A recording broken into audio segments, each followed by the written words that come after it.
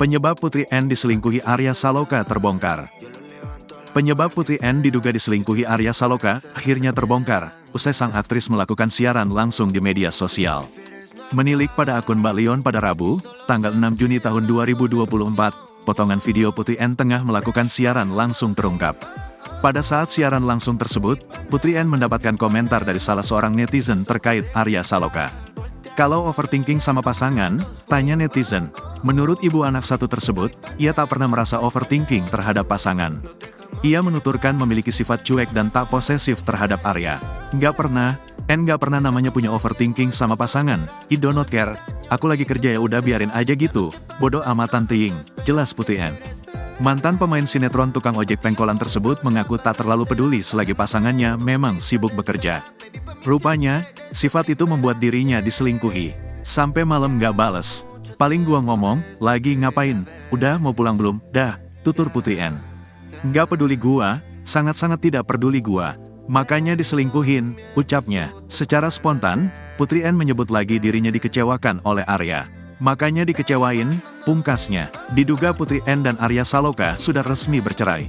Walau belum terungkap secara jelas, namun Putri N selalu menyebut bahwa pernikahannya telah berakhir. Isu keretakan rumah tangga mereka berhembus usai Arya digosipkan memiliki hubungan dekat dengan lawan mainnya, Amanda Manopo.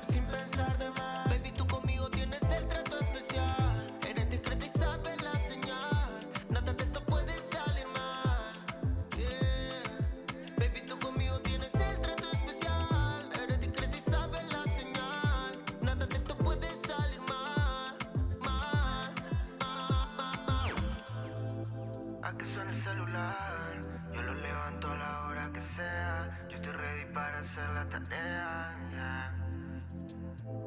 Yo sé que prefieres no hablar y solo sentir la conexión. De cuando nos vimos, Ipanema en Ipanema, tus ojos de cristal voltearon a ver y en una nos fuimos.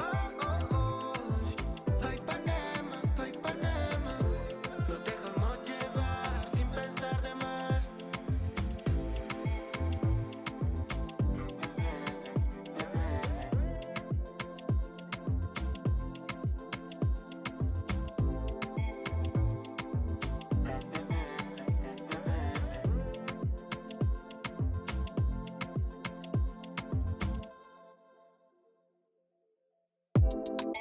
A que suene el celular, yo lo levanto a la hora que sea. Yo estoy ready para hacer la tarea, yeah.